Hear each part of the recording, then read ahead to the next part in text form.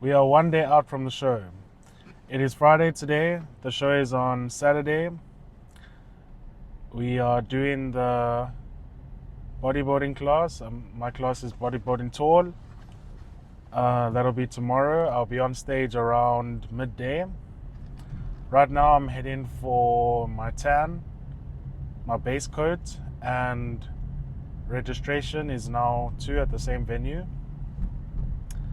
So yeah, looking forward to that. That I should be there a couple hours and then just head back and try get to bed as soon as possible.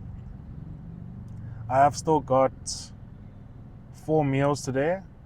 I've had quite a bit of carbs already, so of course today is the carb up. Still quite a bit to go.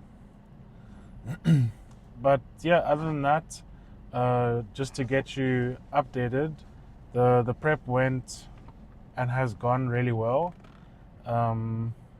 Definitely improved all around from last year. A little bit leaner, a little bit bigger. Posing is better, so improved all around. Training intensity has been great. Lately, we've been sticking to the cardio. That's been consistent. Diet-wise, I dropped down from 5,000 calories a month ago. So I've been on 4,000, let's say like 4,100 per day for the past month, and doing 45 minutes of cardio a day. So yeah, everything's been going to plan. And yeah, now it's almost the show. So I'll try to get a little bit of footage inside the registration venue, maybe of me tanning as well. So yeah, see you soon.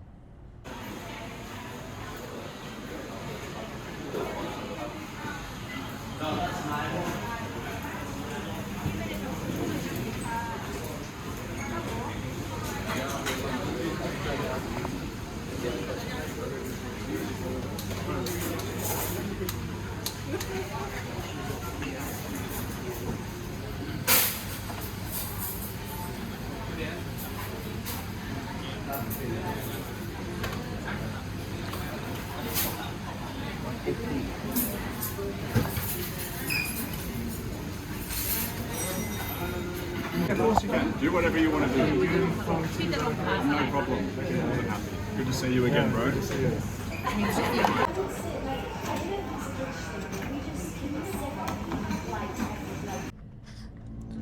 Okay, so the base coat is done.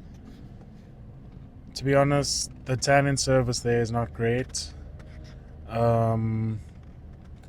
I used it last year as well.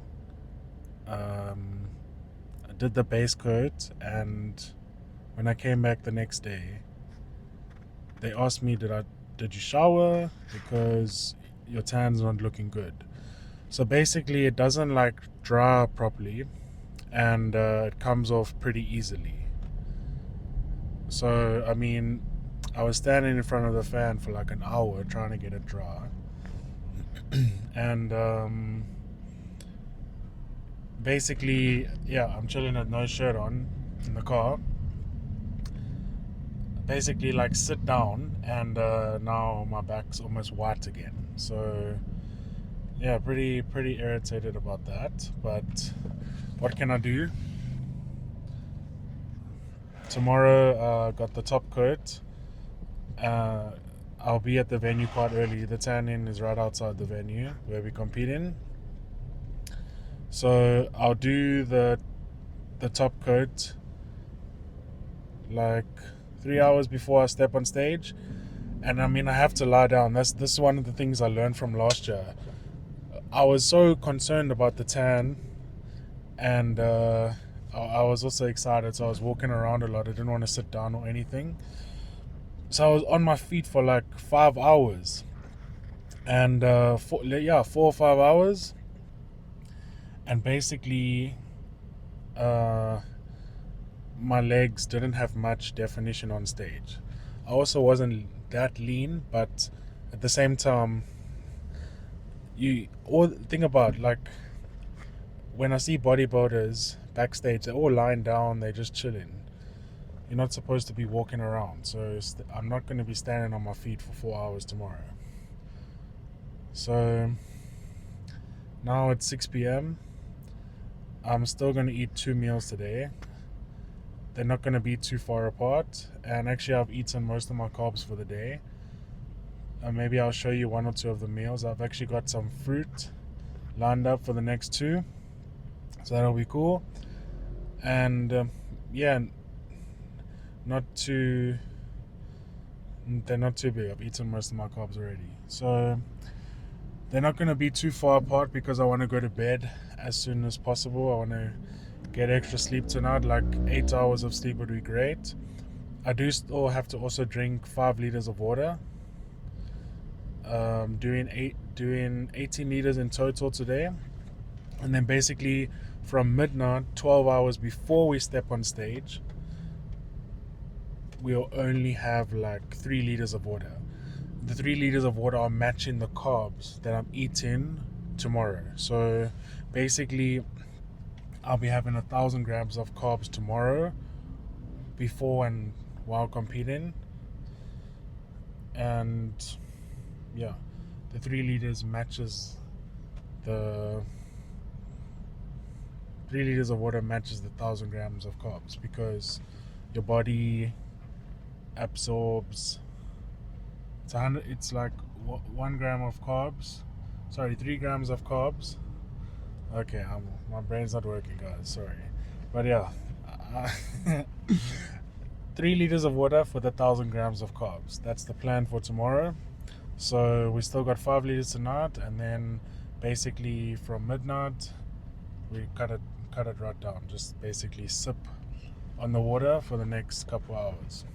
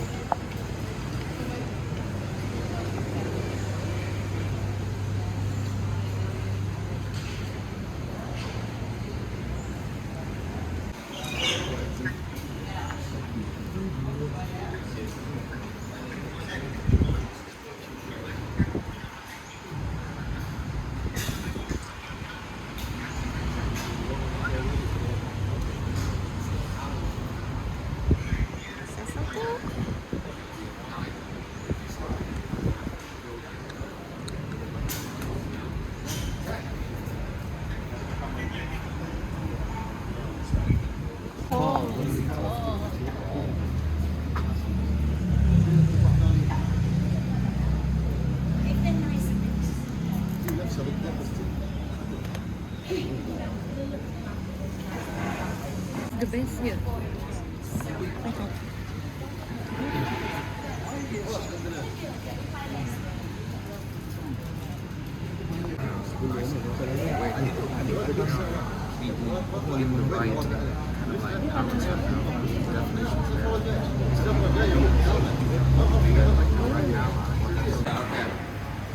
Actually, you should keep a banana, like, you know, at all times, like, you know, while he's doing this.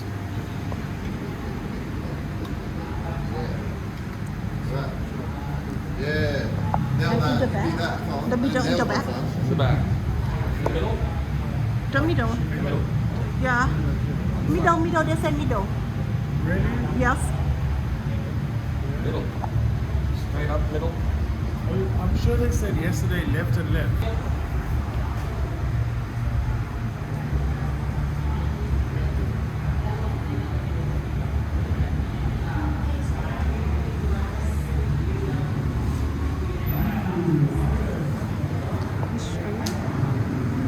Perfect. Okay, nice. We'll have some nice cigars in the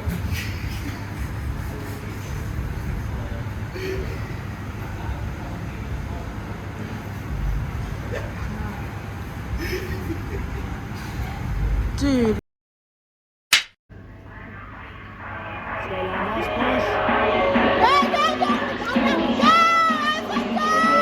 PCA. 60-second pose down.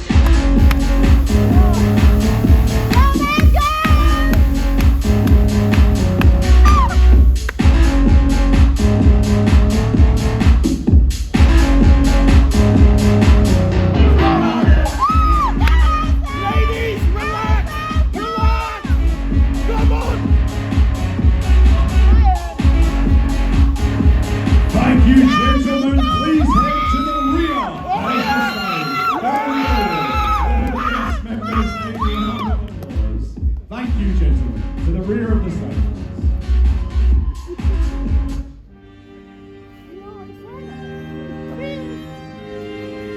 And for your bodybuilding tool class, in second place, athlete number 42, Ashton. Okay, so in my second bodybuilding competition, I finished second place again. Ultimately, there was a lot to learn from this show. I learned from the first show and I learned a little bit more from this show. Actually, being at my second show only, I'm still relatively inexperienced. I did the show without a coach. So, I mean, there's good and bads.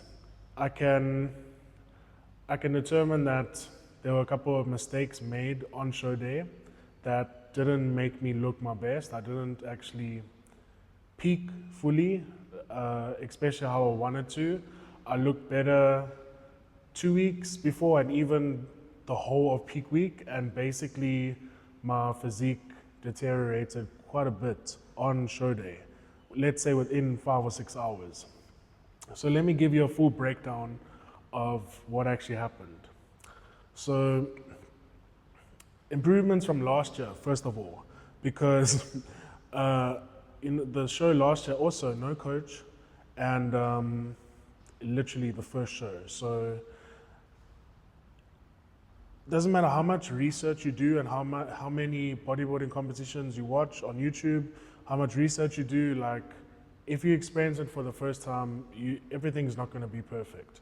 So I didn't expect everything to be perfect. I would have hoped that everything would have been more perfect this time around, but still, it was not. So first of all, I'll talk about the improvements made from the previous year.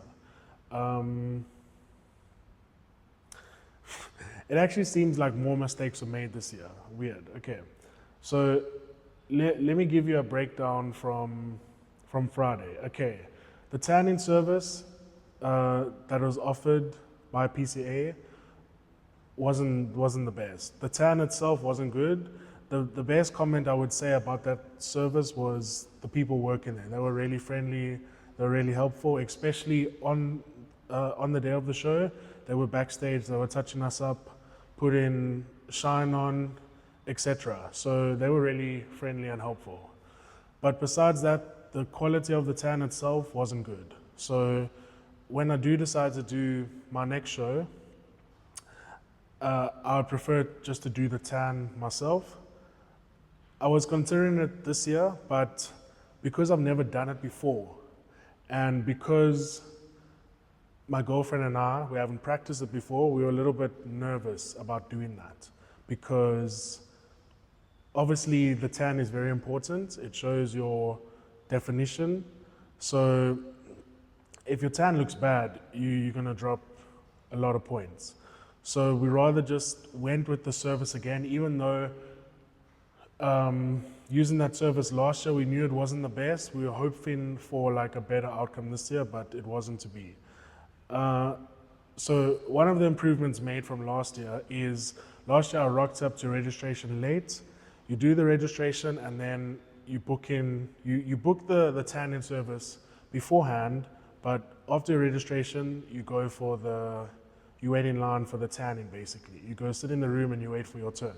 So last year we made the mistake of arriving like 2 hours into registration. Registration went really fast, like within 10 minutes we were done.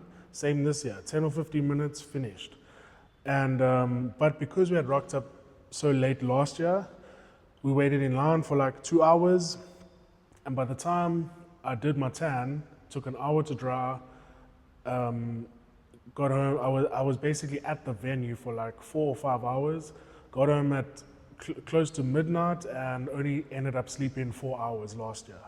This year, because I arrived on time, actually as soon as registration opened, there weren't that many athletes there yet. I wasn't first in line, but I would say like top 10. Did the registration within 15 minutes. And straight after that was already in line for the tanning room. There were only a few people ahead of me. So that whole process, tanning and registration, was an hour and a half. So we were on track to get back home, eat 2 more meals, and then get to sleep as soon as possible.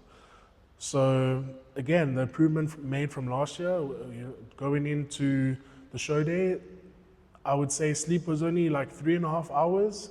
This year it was about 6.5 hours. So let's say double. So that already in itself makes a massive difference, because sleep, obviously, like your cortisol is raised when you don't sleep properly. So just by sleeping a few more hours, I was looking lean in the morning, because if your cortisol's higher, you're going to look more watery, you're not going to look as defined. So on Saturday morning, I was looking pretty solid. My legs were nicely separated, my abs were showing nicely, I was looking full, and even though my tan came off a little bit on Friday, as soon as I got in the car, it seemed to be holding okay. Let's say like on the front, my stomach and quads, like it is 100%, 100% for the first coat, and on my back, because I had rubbed off a little bit, it was like 70% on the back. But obviously, like quite a big difference from before the tan versus after the tan. So actually going into show day, everything was going well. The tan was looking a little bit better in the morning compared to last year. We had slept better. They wanted us there for the touch-up, for the second coat at like 6 a.m. I was only on stage at 12. The tanning takes an hour. So think about it. You go there at 6, you finish at 7, now you're chilling for 5 hours. It's not good for timing. So I came a little bit late on purpose this year. I rocked up at about 8:30, around there. They took me in straight away. That is good. Did my tan. They did like 2 coats on show day, so I was looking really dark. Again, the tan was taking forever to dry. This time on the show day, it seemed like it was taking longer than 2 hours. So, sorry, not longer than 2 hours, longer than an hour. Let's say like an hour and a half. And even after an hour and a half, it wasn't completely dry. It was still like a little bit sticky. So again, what I was doing last year, which you're not supposed to do, like when I watch the Olympia and other bodybuilding shows, I see all the athletes chilling, literally like lying on the ground, feet in the air, because you're not supposed to be on your feet. First of all, like you're dehydrated, you haven't got much energy. You're just trying to save your energy for the stage. So by me walking around, standing in front of the fan, waiting for the tan to dry, I didn't want to sit down, because as soon as I sit down, the tan rubs off. Now I got no tan on my glutes and hamstrings. So that again wasn't ideal. Being on my feet for a couple hours, waiting for the tan to dry, it was just taking the definition away from my legs again. So my legs were looking great at 6 a.m. and by 11 a.m., 5 hours later, 1 hour before stage, they were not. they were looking good still, but not as great as at 6 a.m. So yeah, that was frustrating. Also, because I'm prioritizing the tan so much, I had prepared my water to match my carbs. So 1 gram of carbs holds 3 grams of water. I had matched that perfectly. Measured my food, prepared the water. That's how I was doing it. I was doing a little bit of extra sodium per meal. Now, another mistake that I made was, because I was falling behind with my food a little bit, because of waiting for the tan to dry, I started just eating a whole lot of bananas. So bananas are high in carbs. They have carbs, right? But it's fructose. It's not like simple carbs. Sorry, not simple carbs, complex carbs. So the better option would have been rice or rice cakes, potato, bread. I did have those on hand, but you know, when you're a little bit excited, an hour and a half before stage, it's hard to eat 800 grams of rice and 300 grams of sourdough. So I ate like a whole bunch of bananas, literally a whole bunch. It was like 16 small bananas. So think about it. So first of all, the fructose isn't as ideal as the complex carb. Second of all, bananas have potassium, right? In the morning, I had taken 2 potassium tablets already. So I already had like a decent amount of potassium in my system. Then I go and eat like 16 bananas, small ones. So I don't know, let's say 3 small ones is like 1 big one. So yeah, I don't know, let's say 5 big bananas equivalent. And now I've got a whole lot of potassium in my system, and because I'm restricting water a little bit, plus the large amount of potassium suddenly in my system, it was weird. It made me look more flat, and it made me look less lean. So I don't know how that works. I don't know how the worst situation and the worst outcome in terms of muscularity and definition took place at the same time within 2 or 3 hours. So yeah, each hour from basically when I woke up at 6, my physique was deteriorating a little bit. On stage, I was struggling to get a pump. At backstage, I was struggling to get a pump and wasn't looking as lean. At the same time, a big mistake that I made last year, just before I went on stage, I was having a full-on workout. Obviously, it was my first time. I wanted to look like as full as I can. I wanted the biggest pump possible when I walked onto that stage. So like 20 seconds before going out, I'm still banging out push-ups. So I didn't do that this year. It was like 10 minutes before I was going out, I was like, okay, I'm gonna do 2 more chilled sets and call it. No more pumping up after that. I wanna be cool and walk on a stage confidently. So, I don't know, backstage this year, like it seemed warmer than last year. There was an aircon on. It was definitely warmer than last year. Also, my body was just getting super hot. So, I think it's 2 factors there. First thing is, in the morning I took modafinil. So, those of you that don't know modafinil, it increases your body temperature. So it makes you like more hot, it makes you sweat more.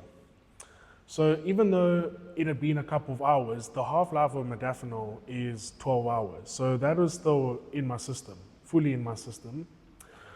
So getting more hot from the modafinil. Also, the aircon seemed to be not as cool. And maybe because like I had such a big influx of carbs, I ate a lot of carbs on Friday, let's say like 1,200, 1,300 grams. And on the day of the show, Saturday, I prepared like 600 before going on stage, 5 or 600. So possibly because of the modafinil combined with the huge influx of carbs suddenly, my core temperature was super hot. So I wasn't even pumping up that much and I was like on the brink of sweating. So didn't pump up too much actually this year. Yeah, anyway, walked out onto stage, watched the video back. You saw a little bit of it. So yeah, basically didn't look as big as I was peak week and the week before. Didn't look as full and didn't look as conditioned. Like my legs and abs were completely washed out. So yeah, look here, about my placing, I wouldn't say like, this is my opinion, in bodybuilding, especially in bodybuilding, we'll talk about the other categories just now, but mainly in bodybuilding, I think that most of the points and most of the judging criteria should be placed on size. before conditioning. Obviously, conditioning is important, but bodybuilding, like it's about the muscle, right? So if I was judging, I would first be looking at overall size. Then I would put conditioning second, shape and symmetry third, stage presence fourth, and maybe tan and skin condition fifth. So obviously, like let's say I'm 120 kgs on stage, 10% body fat, and the guy next to me is 100 kgs but 5% body fat. You know, even though I'm 20 kgs more, he's 5% leaner than me. He's 5%. He's still big. He's still 100 kgs. Then, you know, that guy's probably going to win 99 times out of 100. But I mean, if there's like a significant muscularity difference and the person's only a few percent leaner than you, I don't think he should be winning the show. If I've got 30 kgs more muscle than somebody, but that guy is 2% leaner than me, let's say our shape for our body composition, our body structure is similar. I've got 30 kgs more muscle, he's 2% leaner. I don't know, especially in bodybuilding, I think like the guy with the more muscle should win every time. Now, I'm not saying in my particular case, I should have won. I think like, you know, I watched the videos back, I looked at the pictures, and if I was judging, I would have given him the slight edge. There was a couple of things that I was better than him at, like my stage presence was better, my posing was better. Oh, we forgot to add posing to the list. I would say probably posing's like third or fourth on the list. Posing very important, obviously. So my posing was better, my stage presence was better, I had significantly more muscle. He was leaner than me. Shape, he had like better shape in some areas, like maybe his back and his chest. I had much better shape in my legs. So ultimately, if we look at it pose for pose, if we break it down pose for pose, I would say like he would just be getting the edge. If we broke it down into the different categories, like I just mentioned, then I would be getting the edge. So it's not like it wasn't like I was robbed of first place, okay?